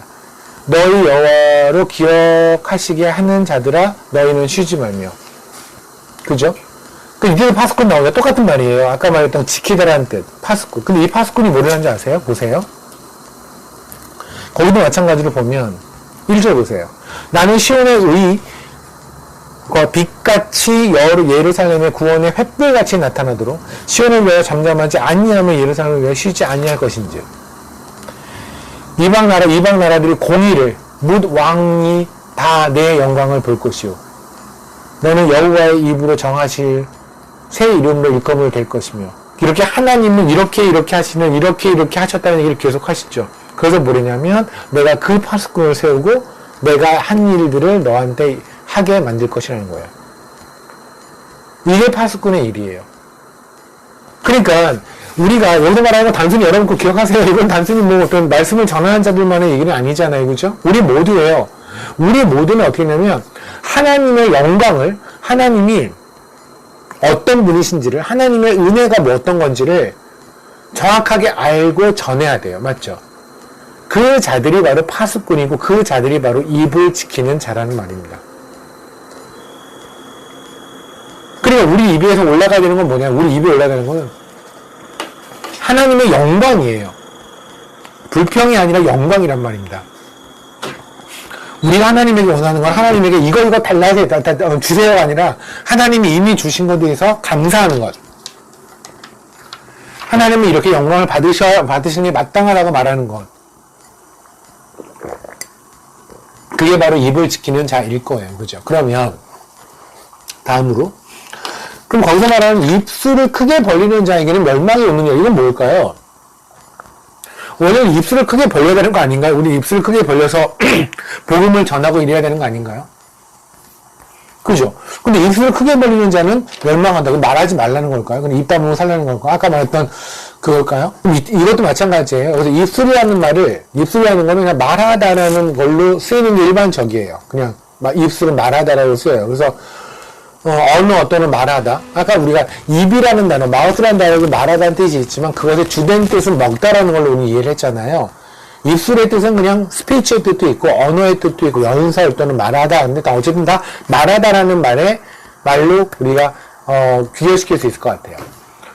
오케이, 그러면 입술은 말을 하는 거예요? 근데 말을 하는 건데 크게 벌리는 자는 뭘까요? 크게 벌리는 건 오픈이잖아요. 그냥 우리가 오픈 the lip 이런 거, 입을 열다 뭐 이런 거 아닐까요? 그런데 여기에 어마어마한 비밀이 담겨 있어요. 뭐냐면 우리가 보통 알고 있는 오픈이라는 단어이죠. 오픈. 그냥 열다. 입을 열다. 열다라는 말은 창세기 4장을 잠깐 보면 제가 지금 말하는 창세기 4장은요. 지금 잠언서 13장 3절에 있는 이 열다, 오픈이라는 단어와 다른 언어예요. 어원이 달라요. 히브리어가 달라요. 창세기 4장에를 보면 11절에 땅에 그 입을 벌려 내 손으로부터 내 아우의 피를 받았은즉 이제 땅이 입을 열어 오픈 열었다 이거예요. 민수기를 볼까요? 민수기 16장에를 보면 30절에 만일 여호와께서 새 일을 행하사 땅이 입을 열어 이때 열어 오픈이에요. 이게 한 20번 정도 써요. 성경에 이 단어가 이 오픈이라는 단어가 이게 파우차우라는 말인데 어쨌든 이 단어가 20번 정도 쓰이는데 이게 오픈 열다라는 말로 쓰이고요. 또 다른 오픈이라는 뜻이 있어. 다른 게 하나 있어. 이거는 뭐냐면 창세기 3장에를 보면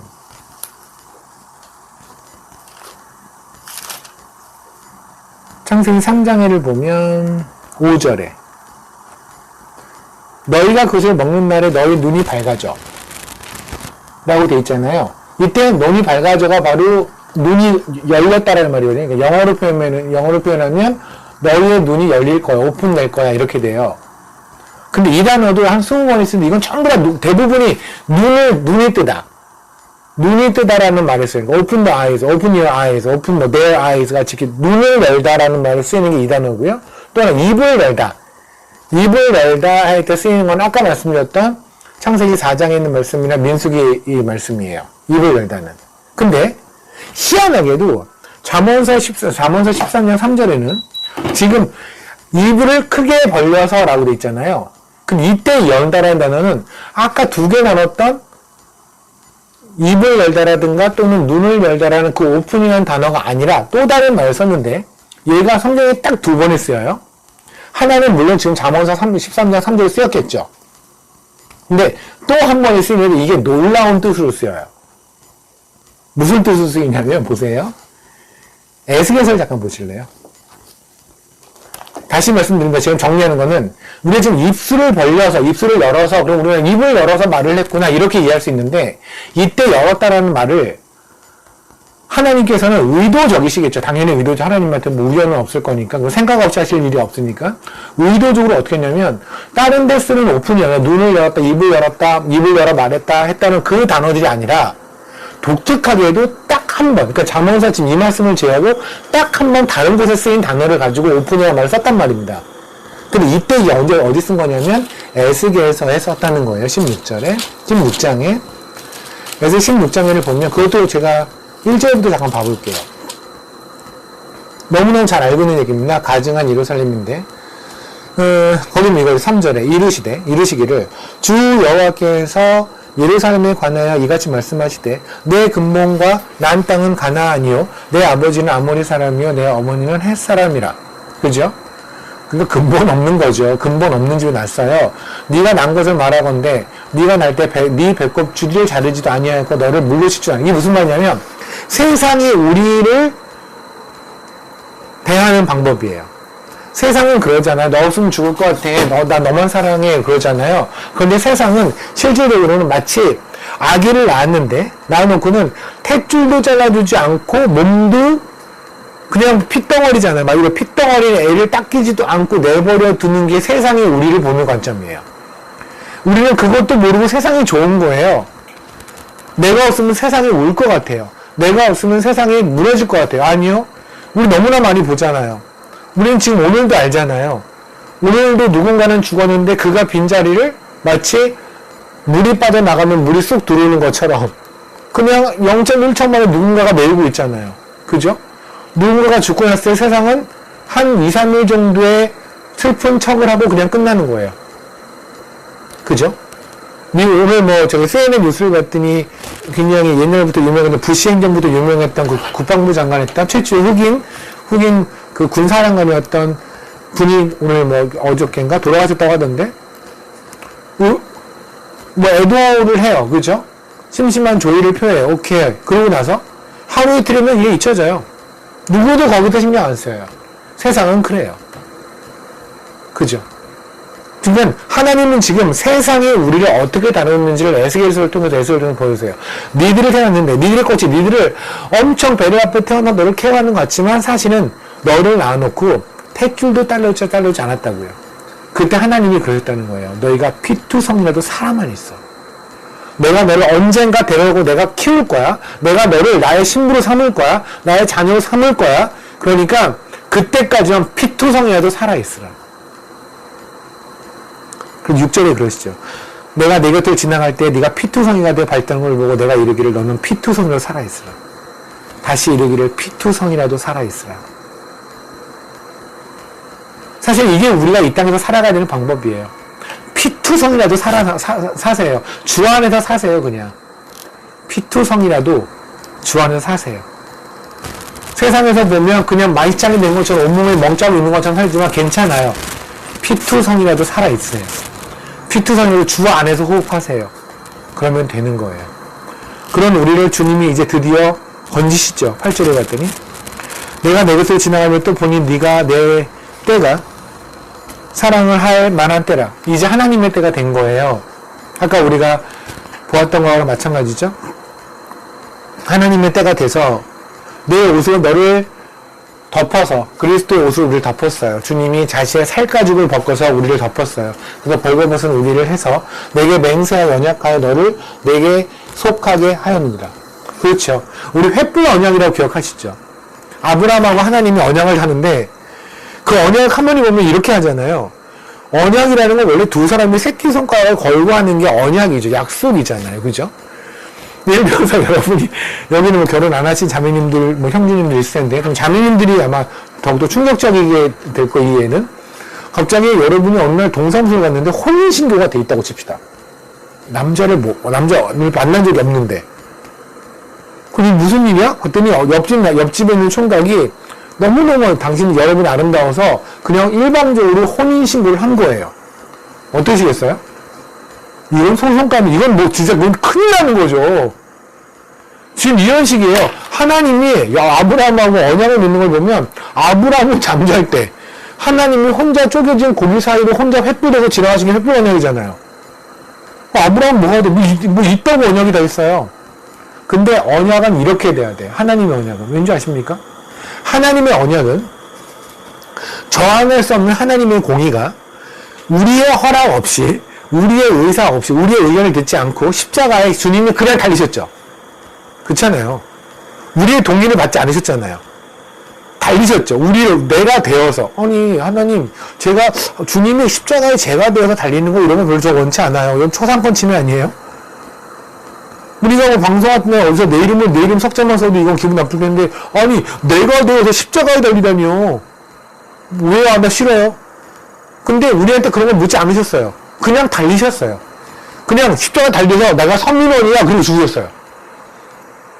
내가 이승훈이야 그리고 죽으셨어요. 내가 곽희문이야 그리고 죽으셨어요. 그래서 이 언약이 유효한 거예요. 영원히. 왠지 아십니까? 우리는 너무 불성실해서 우리와 하나님이 같이 손가락을 걸었으면 이 언약은 우리의 불성실을 무조건 깨질 수밖에 없어요. 그죠? 그렇잖아요. 근데 하나님은 하나님의 성실함 하나만 믿고 이 언약을 했기 때문에 우리의 불성실함과 상관없이 이 언약은 영원히 계속된단 말입니다.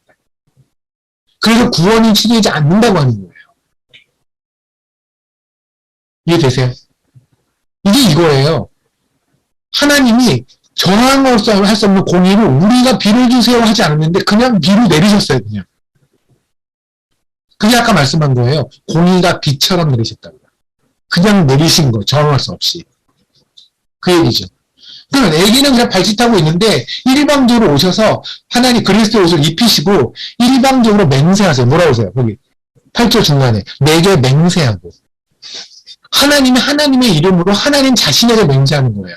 그러니 이 맹세가 유효하죠. 영원히. 우리 살면서 얼마나 많은 맹세를 했습니까? 하나님 제가 이렇게 할게요. 저거 안 할게요. 얼마나 많은 약속을 했고 얼마나 우리가 안 지켰습니까? 우리 같은 것들의 맹세는요. 의미 없어요. 맹세가 맹세라면 하나님이 하셔야죠. 그죠? 이게 8절이에요. 12절 볼게요. 그래서 뭐랬냐면 코골이를 코에 달고 귀고리를 귀에 달고 화려한 왕관을 머리에 씌웠나니 왕 같은 제사장을 삼았어요. 우리를. 그렇잖아요. 고린도서 나온 것처럼 왕 같은 제사장을 삼았어요. 하나님 이제 하나님의 신부 삼으신 거예요. 하나님의 자녀 삼으신 거예요. 그죠? 너무 예쁘게 세상에서 빌어먹던 것들 들어와서 곱게 닦아서 예수 그리스도의 피를 닦이고 주님의 옷 입혀서 하늘의 옷 입혀서 하늘의 가치를 가르치고 그런 거죠. 그런데 그 16절에 보면 네가 내 의복을 가지고 너를 위하여 각색으로 산나올 것이고 와 이제는 이렇게 해놨더니 얘네가 기어나가서 세상을 음행하는 거예요. 세상을 음행하는 거예요. 그게 바로 밑에 있는 이야기들이에요. 계속해서 음행을 해요. 너무너무 음행을 해요. 하나님이 살려놨더니 우리들이에요. 살려놔서 교회에 넣었더니 이것들이 교회에 와서 세상을 바라봐요. 우리가 저번에 에스겔서에 나왔잖아요. 동쪽에 태양이 떠요. 동쪽에 태양이 뜨는 사람들은 태양을 숭배했거든요. 바알 신을 태양을 숭배했어요. 근데 보세요. 예루살렘 성전은 동문이에요. 동문을 통해 들어가요. 동문을 통해 들어가서 이렇게 여기 성전에 들어가요. 그러면 보세요. 해가 동쪽에서 뜨면 동문이니까 뜨면 성전에 들어가려면 해를 등질 수밖에 없죠. 그렇잖아요. 해를 등져야 동문을 통해 들어가는 거잖아요. 그러니까 세상을 숭배했던 걸 등져야 하나님을 예배해요. 나를 숭배하던 것을 포기해야 하나님을 예배한다니까요. 그런데 에스겔서에 보면 뭐라고 해요? 얘네들이 들어와서 다시 동쪽을 보고 예배를 해요. 그러니까 하나님 안에 들어왔는데 들어와서는 그 교회 안에서 다시 세상을 구하는 거예요. 이거는 하나님이 뭐라고 표현하시는지 아십니까? 이게 끔찍한 말이에요. 25절. 에스겔서 16장 25절. 여기는 미성년자가 유일하게 다니엘이죠. 다니엘이 미성년자 미안해요. 미성년자 아니어도 좀 불편한 얘기가 될 수 있겠지만 성경에 있는 거 그대로 쓸게요. 네가 높은 데를 모든 길 어귀에 잡고 내 아름다움을 가증하게 하여 모든 지나가는 자에게 다리를 벌려 심히 음행하고. 이때 다리를 벌려 심히 음행하고 이 다리를 벌려란 말이 아까 했던 입을 크게 벌려가 쓰인 유일한 곳이에요. 그러니까 아까 입을 벌려할 때 그 벌려를 다른 데 쓰였던 입을 벌려라는 그 단어를 쓰지 않으시고 하나님은 의도적으로 에스겔서에 쓰시는 걸 쓴다고요. 음행할 때 다리를 벌리는 그거를 갖고 쓰시는 거예요. 그러니까 다시 말하면 입을 크게 벌린다는 건 다른 게 아니에요.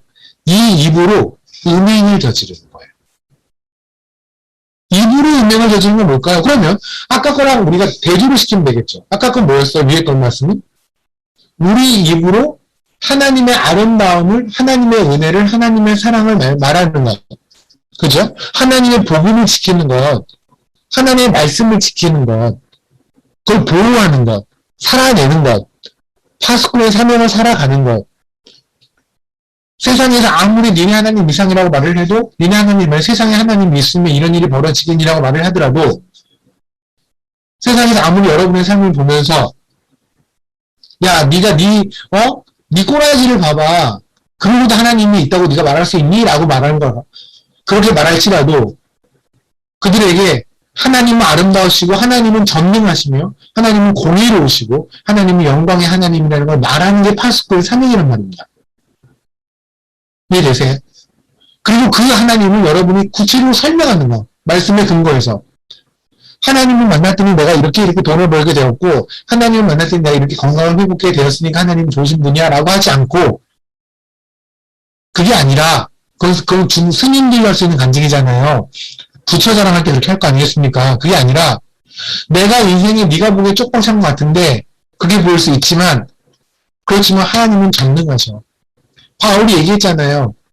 신나게 두드려 맞고 예루살렘에 들어가서 또 신나게 두드려 맞고 그 다음에 돌아서 뭐라 그래? 피투성이가 된 모습으로 구형들아 때린 사람들을 보면서 내가 믿는 하나님이 진짜, 내가 믿는 예수가 진짜 하나님이야. 니네가 보기엔 니네가 이기는 자 같지만 사실은 니네는 패배자고 내가 이긴 자야. 니네가 보기엔 니네가 복을 받고 내가 저주를 받은 것 같지만 왜? 니네는 나를 때렸고 나는 피투성이니까. 그렇지만 사실은 내가 축복을 받은 자야. 니네가 이 믿음을 니네가 가졌으면 좋겠어. 라고 말하는 게 사도행전이잖아요. 부녀들아 하면서 시작하잖아요. 그게 파수꾼이니까요. 그러면 뒤집어가면 뭐예요? 운명한다는 건 뭐예요? 하나님을 숨기는 거죠. 목숨을 위해서 성교를 할 때 목숨 하나 지키려고 예수를 숨기고 세상에 나갔을 때 부자들 앞에서는 내가 믿는 하나님을 얘기했다. 큰일 나겠다. 쟤는 하나님 안 믿는 좀 잘 사는데 내 지금 상황을 보고 나서 하나님의 전능함을 인정하지 않고 스스로 오늘 나의 통장을 보니 하나님이 오늘까지 지금 최선을 다한 것 같진 않아. 내일이나 모레나 좀 시간이 좀 되면 하나님이 최선을 다하시려나? 하나님의 은혜를 인정하지 않고 하나님이 최선을 주신 그 예수가 복음이라는 걸 인정하지 않고 나에게는 또 다른 복음, 또 다른 기쁜 소식이 있겠지. 라고 생각하는 게 바로 뭐냐면 그렇게 스스로를 납득시키고 있는 게 뭐냐면 은행하고 있는 거예요. 그게 입술을 크게 벌리는 거예요. 그럼 멸망하는 기가 말입니다. 과연 여러분은 어떤가요? 제가 오늘 시작할 때 이런 말씀을 드렸어요. 이 말씀이 겉으로 보면 별거 아닌 것 같지만 사실 들고 보면 안으로 들어가면 저 스스로는 엄청나게 찔렸다고 말씀을 드렸어요. 왜냐하면 상황을 보면 하나님의 전능함이 안 보이거든요. 상황을 보면 생각을 해보세요. 눈이 너무너무 불편해서 제가 스스로 눈 밑에 있는 뼈를 깼거든요. 눈 밑에 있는 뼈를 깨고 눈을 이렇게 좀 집어넣은 거예요. 오죽하면 뼈를 깨겠습니까? 말 그대로 뼈를 깎는 아픔인데 내가 오죽하면 그렇겠습니까? 얼마나 힘들었으면? 그럼 이런 상황을 보면 하나님이 전능하신가요? 전능하신 하나님이면 그래서 쏙 하고 눈 넣어주시고 아픈데 쏙 하니 치료해주시고 그러시면 되잖아요. 간단하잖아요. 상황을 보면 하나님의 전능함이 안 보인다니까요. 상황을 보면 하나님의 영광의 하나님이 아니라니까요. 그런데 하나님을 말씀으로 보면 하나님을 믿음으로 보면 그 하나님은 전능하신 분이 맞아요. 그 믿음으로 본 하나님을 사람들에게 선포하라고요. 그 믿음으로 본 하나님을 자기 자신에게 선포하라고요. 이게 바로 뭐냐면 입을 지키는 자가 자기의 생명을 보존하는 거예요. 그런데 상황으로 봐서 하나님이 없다 치고 하나님 죽었다 치고 하나님 전능하지 않다 치고 그렇게 살아가는 건 아니란 말입니다. 제가 이번에 여기 숙소에 왔더니 어떤 책이 하나 있었는데 여러분들 지금 이제 팀저스 분들은 분별력 있으신가 읽어도 괜찮은데 분별력이 없는 친구들한테 절대 추천하고 싶지 않은 책이 하나 있어요. 성경의 거짓말 이런 책이에요. 성경이 거짓말 덩어리다 이런 얘기를 하고 싶은 거예요. 그래서 거기에 보면 그 안에 이제 내용들을 보면 이런 게 있어요. 어떤 사람이 이제 한 얘기인데 그 사람은 뭐랬냐면 신은 굉장히 깨지기 쉬운 존재다. God is fragile thing이에요. 굉장히 깨지기 연약한 존재. 신이 있다면 굉장히 깨지기 쉬운 존재인데 그 존재가 어떤 거냐면 He may be killed. 그는 그냥 죽을지도 몰라. 뭘로 죽는지 아세요? With science. 아주 조그만한 콧방귀, 그러니까 과학의 콧방귀에도 그 신은 죽어버릴 거고, 그리고 those of common sense예요. 이 조그만한 한 요만큼의 일반 상식에도 그 신은 죽어버릴 거야. 그러니까 상식으로 봤을 때 그 신은 도저히 말빨을 쓰지 않는다는 얘기예요. 맞죠? 맞죠? 세상의 상식으로 한다면, 사실 상식을 기준으로 본다면 예수 그리스도는 성경은 말빨을 쓰지 않아요. 그죠? 근데 우리한테 상식이 뭡니까? 하나님이 이 땅에 내려와서 십자가에 내가 되어 죽으시기 상식이에요. 우리하고 하나도 상의하지 않으시고 우리를 구원하시기 위해 십자가에 하나님이 달리신 게 상식이에요. 이 여러분 믿는 분들이 여기 모여있는 거잖아요. 아멘. 그죠?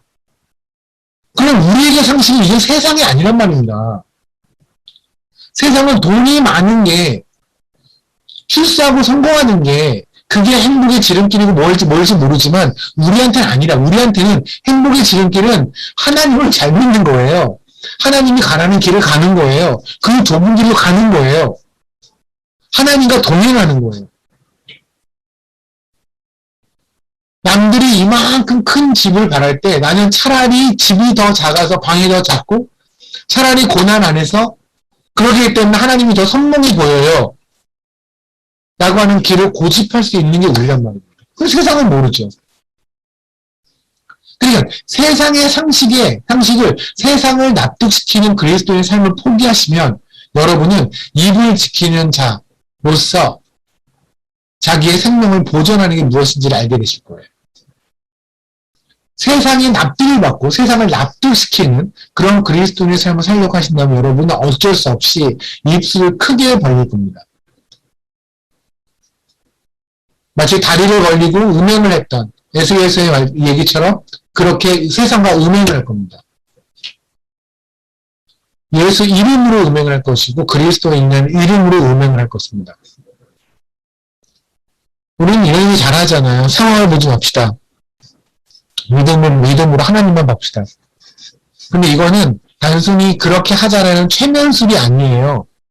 자기 각성이 아니에요. 그냥 자기 승리가 아니에요. 정신 승리 얘기가 아니에요. 이 얘기는 생명과 죽음의 이야기예요. 우리가 상황을 보고 하나님 얘기 놓쳐버리면 오늘 하루를 죽음으로 산 거예요. 멸망으로 산 거예요. 오늘 하루 동안 여러분 막 걱정하셨잖아요. 뭐 때문에? 염려하셨잖아요. 그거 하나님 묵상 못했고 하나님의 전능을 까먹었잖아요. 솔직하게. 그러면 오늘 하루 여러분은 그냥 공친 거예요. 멸망한 삶을 산 거예요. 근데 오늘 하루 나는 멸망할 정도로 힘든 일이었는데 그럼에도 하나님이 전능하심을 고백했고 하나님의 영광을 고백했고 하나님의 살아계심을 고백했다면 여러분의 삶은 오늘 생명으로 가득한 삶이에요. 여러분은 어떤 삶을 살고 싶으세요? 우리가 예수 그리스도를 믿는 사람들은 이미 세상의 상식을 포기했다라고 말씀을 드렸습니다. 다 동의하실 거라고 믿어요. 그죠? 이제 우리 제대로 파스콘을 삽시다. 세상이 어떻게 말하든 우리의 상황이 어떻게 말하든 다 세상에 소리칩시다. 하나님은 살아계신다고 말씀하시고 하나님은 전능하시다고 하나님은 영광의 하나님이라는 걸 선포하세요.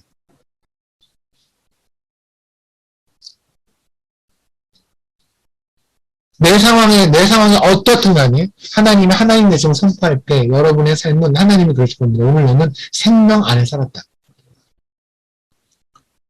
하나님이 주신 그 입술로 우리가 해보는 그 이 입술로 마치 다리를 버리고 음행하는 것처럼 그렇게 세상과 음행하지 않았으면 좋겠습니다. 하나님을 부인하지 않았으면 좋겠습니다. 하나님의 영광을 깎아먹지 않았으면 좋겠습니다. 그런 여러분이 되면 좋겠고 제가 되면 좋겠습니다. 기도하시겠습니다. 할렐루야. 주님 감사합니다. 하나님 묶어주신 가족들 여기 모여서 하나님의 말씀을 들었습니다. 하나님의 말씀 하신 말씀대로 그렇게 살고자 합니다. 이 입술을 지키는 자, 이 입을 지키는 자가 되기를 원합니다. 하나님의 말씀을 지키고 하나님의 하나님 되심을 지키고 하나님 되심 선포하는 파스코를 살기를 원합니다. 상황에 압도되어서 매일매일 일어나는 수백 가지 상황에 압도되어서 그렇게 흔들릴 때 있습니다. 오늘도 그렇게 흔들렸습니다. 하지만 또 연한 풀에 내리는 이슬처럼